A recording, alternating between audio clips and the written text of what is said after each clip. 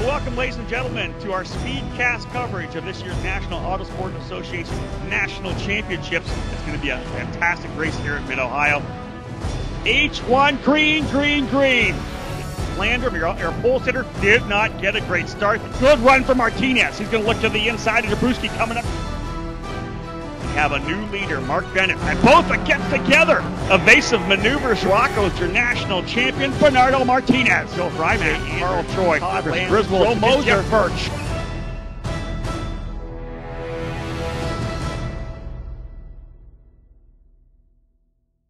The National Autosport Association American Iron and American Iron Extreme National Championship is brought to you by Maximum Motorsports, Agent 47, and by Toyo Tires. Welcome everyone to the Mid-Ohio Sports Car Course for the NASA American Iron and American Iron Extreme National Championship. I'm Kevin Arnett, and Clark Camburn is here with me in the booth. Clark, if you love muscle cars, you've come to the right place today. Yeah, absolutely. American Iron, American Iron Extreme, the place for high horsepower Camaros, Mustangs, Firebirds. These are the ground pounders of NASA. Just run through the rules real quick. We have American Iron Extreme out front. These cars are virtually unlimited. They have unlimited engines. They do have a minimum weight, and they do have to run on DOT tires, but they can make it as much horsepower as they want to. And the cars we'll be watching today are in the 6 to 7 and maybe more 100 horsepower range. And then we drop back to American Iron, which is the big field you see streaming through right now. And American Iron is a little bit more limited, but these cars typically are making about 300 horsepower. They do have a maximum weight to horsepower and a maximum torque to horsepower ratio. Well, we're getting ready for the green flag. Let's take a look at what happened in last year's American Iron race. Chris Griswold jumped into the early lead in American Iron Extreme, closely followed by Ernesto Rocco. The 2006 champion pressured Griswold heavily before slipping into the lead on the back straight. Rocco built his lead until a damaged nose forced him to pull off, and that left the race to Chris Griswold, who led Corey Weber to the checkers. A big American Iron field took the green as Mark Luna jumped into the early lead. An oil leak forced Luna to pit after just 2 laps, handing the lead to Robin Burnett, who held on until Jay Andrew passed him on the outside in turn 2. Andrew would slowly walk away as Burnett fought to hold off challenges from David Donovan and Matthew Erickson. And at the line it was Jay Andrew, followed by Robin Burnett and Matthew Erickson.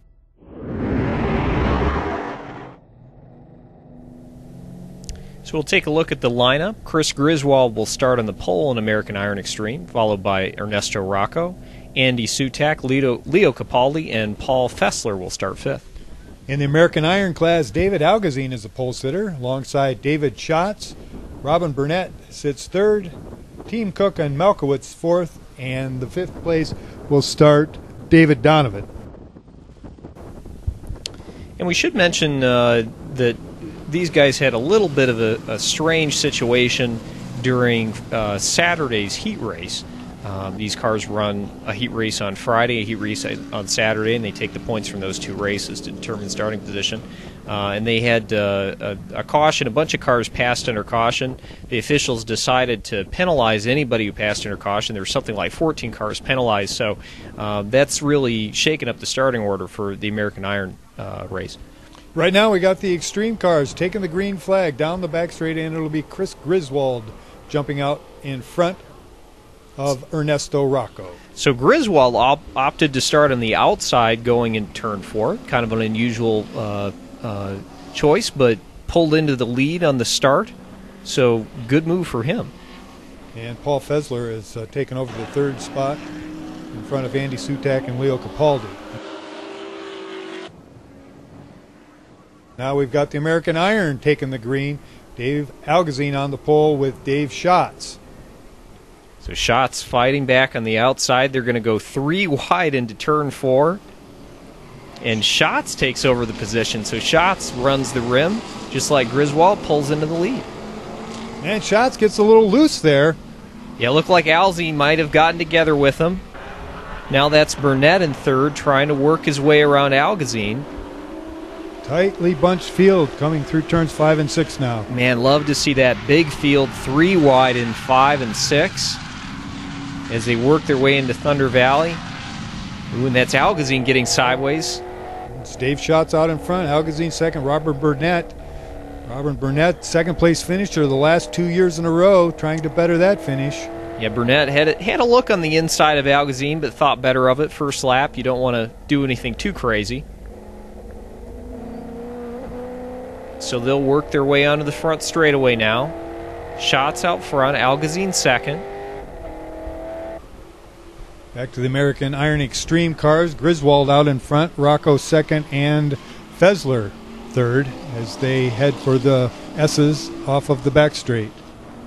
So Ernesto Rocco, that red number 2 car, very quick earlier in the week, but Griswold's been the one to beat, especially in the rain. Chris Griswold has been very, very quick. We talked to him earlier in the week. He mentioned that he's doing a rain dance for today, but I don't think he's going to get rain. It's bright and sunny out right now. Well, he certainly has been dominant so far. He was fast qualifier Friday and Saturday, won the heat races Friday and Saturday, and started from the pole. So now dropping back with American Iron again, and you can see that Burnett is still putting pressure on Algazine, trying to find a way around. Burnett definitely appears to be the quickest car on the track right now. Dave Schatz continues to lead, driver out of the Arizona region. Ooh, and Burnett just nudged Algazine a little bit coming out of 5. Going to take a look again going into 9. Very, very close. Can't quite get it done there. As you've mentioned, Kevin, Burnett has been second the last 2 years in the NASA championships. Last year, Jay Andrew was champion. We'll take a look at the rest of the field here. That's Mark Luna in 4th. Chris DeSalvo having a great run all the way up into 5th. DeSalvo, I believe, started back in 10th. Is that right? Yes, DeSalvo started from the 10th position. And all the way up to 5th, so he's having a very good run. David Donovan running in 6th right now. Matt White 7th. And that's Tommy Schlender in 8th. Schlender in one of the few GM cars here, mostly Mustangs running in this event. So now Algazine looks like he's going to make a move. He's gotten around Schatz for the lead.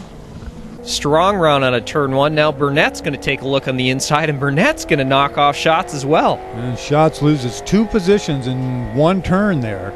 Algazine front, Burnett second, and Schatz third now. And those 3 cars put a little distance between themselves and DeSalvo now. Yeah, Schatz just looked like he didn't get a very good run out of 1. And then when Algazine worked his way around on the outside, going into 2, it forced Schatz to check up, and Schatz slid wide, and that allowed Burnett to slide into second. And there you see DeSalvo, Luna, and now Matt White has moved up into that 6th position. And Burnett now, he isn't satisfied with second. He's going to go, man, wheels Robin off. Burnett off the track there. 4 wheels off for Burnett, sideways through 9. I think he might get this done. That's hard to believe. The tires had to be picking up debris as he was completely off into the grass and dirt there. Yeah, in fact, he is. He gets that done. That's like a shock and awe move. I think Algazine was so surprised he just backed off. So Burnett is our new leader from 3rd to 1st in 1 lap. What a drive for Burnett. He is on a mission today. And now DeSalvo, you see DeSalvo trying to put a position on Schatz as well. Yeah, DeSalvo looks like he's going to look to the inside. I don't think he got that done. Now dropping back to the AI leaders. And as often is the case with a situation where there are 2 classes on the track, NASA chooses to start the AIX cars about 30 seconds ahead of the AI cars. So they're actually, at this point, almost a half a lap ahead of the AI cars. And that's Chris Griswold out in front of Ernesto Rocco still. Now, we saw in the highlights these 2 do have a history. Rocco last year was a little bit quicker than Griswold. They had a really good battle. Rocco did get around Griswold, but damaged his nose in the process, kind of using the chrome horn. and had to give up the lead, and Griswold ended up winning the race. Rocco was the 2006 national champion, however, so we know he's got the stuff to get it done. And Paul Fessler looking very strong. Fessler in that 65 Mustang, and I believe the only turbocharged car in the field right now. Yeah, that's right, and you can see Fessler kind of pouring on the coals there as they get on the back straightaway. As we mentioned, these cars are unlimited. They can run whatever engine they want. Really, the only limit is what you can put through the transmission and what kind of traction you can put to the ground, because these cars do have to run a transmission that's under $6,000 on the open market. So you can't get any $40,000, automatic transmission or anything like that. You can't have paddle shifters, and they do have to run a DOT tire, which severely limits the amount of traction you have. So if you bring out something with 1,500 horsepower, you may not be able to put the power to the ground. You may not be able to hold the transmission under you. But obviously these cars are very, very stout. They've got some major horsepower numbers.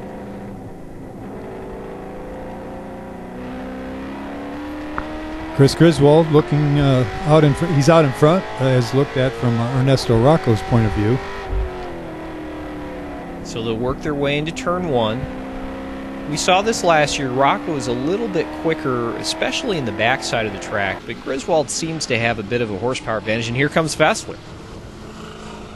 And Fessler will take Rocco. So Fessler takes a look on the inside and then just squirts on by. Now we'll take a look at Griswold. And Fessler puts the pedal to the metal, and is he going to get him here on the back straight? Yeah, he's got the lead right now. Fessler into the lead from third place. Oh, in a lap car. I think Fessler backed off a little bit there because of the lap traffic. Yeah, you can see Fessler's kind of playing it conservative. The rumor is this car may make 700 horsepower at the wheels, as compared to, Griswold is probably 550, 600, same for Rocco. So Fessler carrying a lot more motor than these other two cars. And if you look at the lap times earlier in the week, he hasn't run very much, but when he does run, he is very, very quick.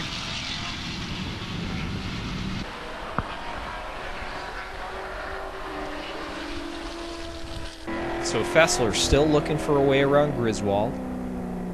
You can see the car backfire a little bit. That's characteristic of a turbo engine. I believe that's a 289, so it's a small block V8. And now on the inside, Fessler, he'll go right on by Griswold. And now Rocco taking a look to the inside of Griswold. And those two get together just a little bit. Yeah, something must have happened with Griswold, because he checked up big time, and both Fessler and Rocco slipping by. And now you can just see Fessler, he just turns on the warp drive and checks out. That thing has some serious muscle, and I really think, unless something goes wrong, he's going to have these guys handled.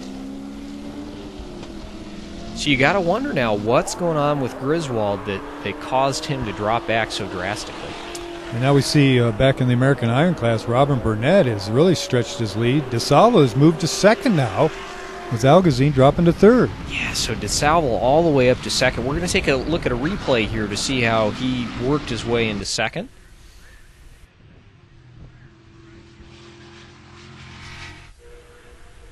Here we go. So there's Burnett coming through, and Algazine off the track. Oh, yeah, Algazine 4 wheels off. He's going to slow way up, and that's going to allow DeSalvo to work around. And Algazine just trying to gather it together. We see again, he's off the track picking up all kinds of debris on his tires. I'm sure he's getting no traction once he's back on the pavement there. Yeah, that's what happens. You slide off like that, the tires are hot, you pick up a bunch of marbles and they stick to the tires, and you can see that Algazine has now slipped back into the clutches of Matt White. And Dave Schott's falling back as well now. He runs side by side with Mark Luna, back there in 5th and 6th. So just for everybody at home, the orange and blue car is Algazine. That silver Mustang is Matt White. And then you can see really the only two Firebirds in the field. We have a blue Firebird, which belongs to Schatz, and then that green Firebird you see back behind Mark Luna. Mark Luna taking a look on the inside of Schatz. It's Tommy Schlender. I have a problem with that name today, Clark. But anyway, Tommy Schlender in the green Trans Am you were talking about. Yeah, that's right. Those are really the two F-body cars in the field. This class is a bit more popular with Mustang enthusiasts, but those two guys putting on a really good show in those Firebirds. Really tight racing back there in that 5th, 6th, 7th, 8th position. That's really where the race is, because Robin Burnett is checked out at this point, and Chris DeSalvo putting a good distance between himself and 3rd place at this point. And we can see Jay Andrew back there in that white Mustang, and just ahead of him is Rusty Ferguson, who started back in, I think, 22nd. So Ferguson having a very good run up through the field. And Mark Luna still trying to hold off Schatz and Schlender. Schatz going to take a look on the inside going into turn 1. And he'll take that spot away.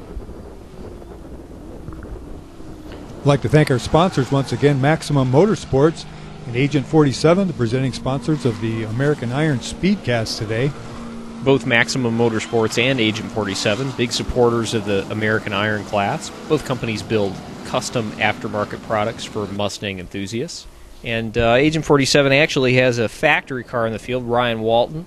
Walton's struggling a little bit in the rain. He started back fairly far back in the field. I believe he's up to 10th or 11th right now, but Walton was very quick. In fact, he set the fastest lap of the weekend in AI in one of the Thursday practice sessions. So kind of unfortunate for him that he isn't able to run farther up front.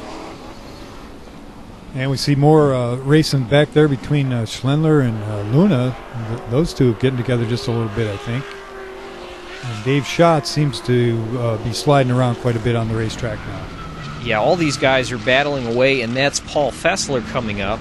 There's the American Iron Extreme leader coming through the American Iron field at this point. Just barely halfway through the race. So this is tricky for Fessler. We've talked about this in other events. You really have to be careful, especially when you have a car this fast, that you don't throw a potential championship away just trying to get around a slower car. So Fessler has to use some controlled aggression here to get through this field. He's got such a well-sized lead on Rocco in 2nd, but it's got to be tough making his way through the field here. And you can see Rocco's right back there. He's lurking, and Rocco's going to force his way through traffic as quickly as he can to try and close that gap back up. So now big shake-up. Looked like Luna had to check up, and that's going to allow Ferguson to get around Luna as well as Jay Andrews. So Luna kind of a loser there as Fessler comes through the field. Oh, and there's Luna getting a little loose as Rocco comes by. Yeah, so this is on board with Rocco as he works his way through the American Iron cars. That's Ferguson he just passed. Well, you can really see there how much more horsepower those extreme cars have. He picked off 2 or 3 there at that part of the racetrack. Yeah, absolutely. We're talking double the horsepower, 8 seconds or so a lap faster, probably 15 miles an hour down the straightaway. So closing rate is pretty intense for the extreme cars.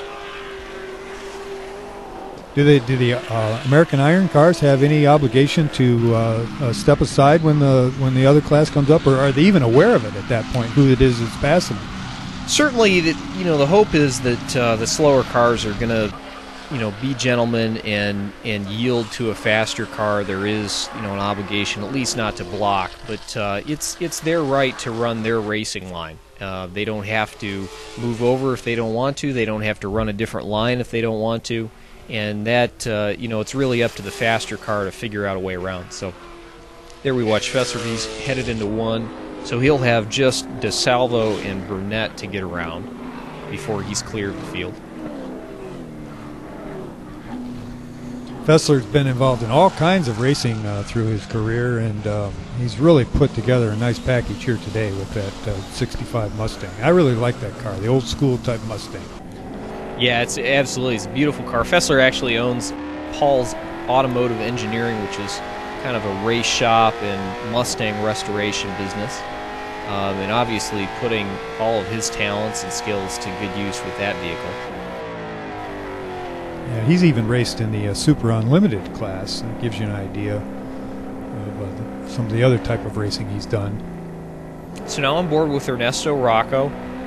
Several corners back from Fessler, but well clear of Chris Griswold. as he's working his way through the field. And you can just, as you ride on board with these guys, you can get a sense of just how quick those AIX cars really are. And once again, we have to wonder what's happened to Chris Griswold, as you see him right now coming through the American Iron field, but well back of Rocco, and just wonder, he was been so dominant this weekend, and what may have happened to his car. Obviously, the first thought with these high-strung race engines is, potentially there's an engine failure. But obviously, if there had been an engine failure that was catastrophic, we wouldn't see him continue to race and continue to race at a decent pace. So one driver we've been seeing a little bit of is last year's champion, Jay Andrew. We had a chance to speak with him earlier in the week and ask him about some changes he's made to his car and how he feels like the American Iron field is shaping up this year. I had a big target on my back from the past 2 years. The car, I thought, was very well set up to begin with. One of the advantages I thought I could take advantage of was some improved aerodynamics. And one of the things, talked to Paul Brown at Tiger Racing, and he set me up with a G-Stream wing. And in order to counterbalance the negative downforce in the rear, I added a front splitter and some other negative downforce items in the front to balance that off, hoping that some more downforce would give me a little advantage. I know Dave Algazzini is going to be fast. Matt Erickson, of course, Robin Burnett, he's been running fast, really good in the rain. He's always a challenge to keep up with. There's a bunch of guys that are very tight. This is going to be a very tight race this year. And Jay Andrew not having quite as a successful weekend as he's had in the past, a two-time winner. But he just doesn't seem to have it today. Yeah, I think Jay struggled earlier in the week in the wet. Some guys are quick in the wet, some guys just can't quite get the setup right, and that's put him, a little bit farther back in the field, and he just doesn't seem to quite have the pace to make his way around some of these slower competitors. And I'm sure after you've won the championship a couple of times, guys are gunning for you, and they see the champion there, and they'll do everything they can to put him behind them. Yeah, absolutely. Now we're aboard with Team Cook Melkowitz. Team Cook Melkowitz started pretty far up front. They were one of the beneficiaries of what we talked about earlier with sort of some of the disqualifications that took place during Saturday's race.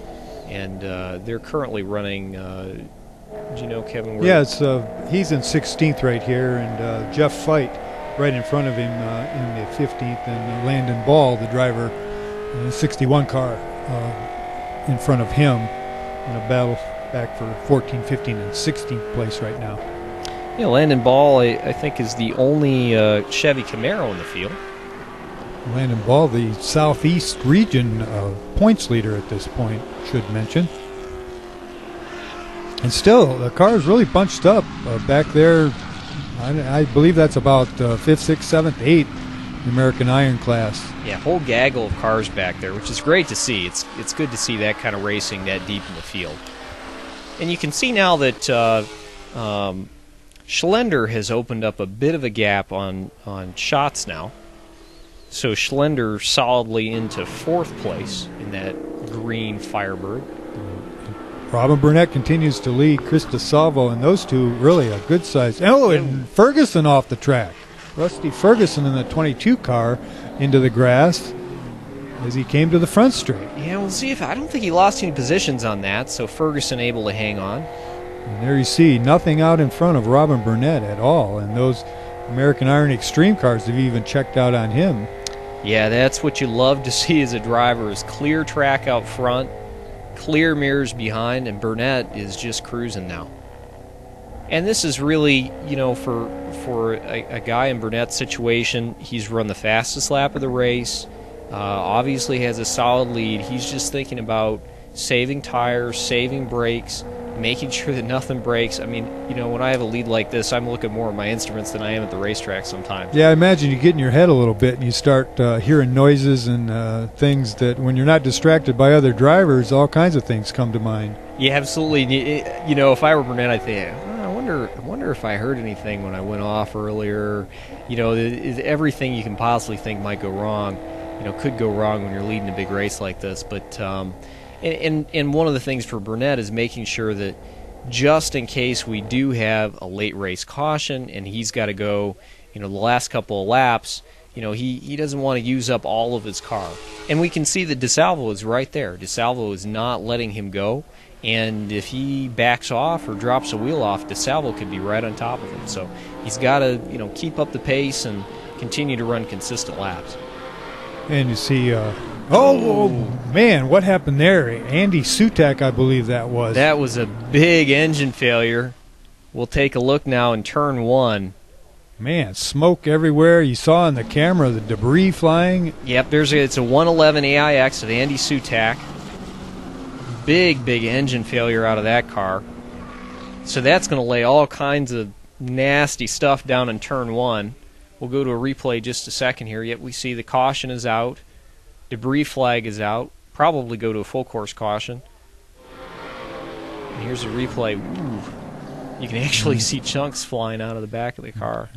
How'd you like to be the camera person sitting down there? Actually, that's a stationary camera. That's a stationary camera. So and Luna off the track. And Luna pulling off. That's pit lane. So Luna was some kind of problem. They've decided to go full course yellow, so we're behind the pace car now.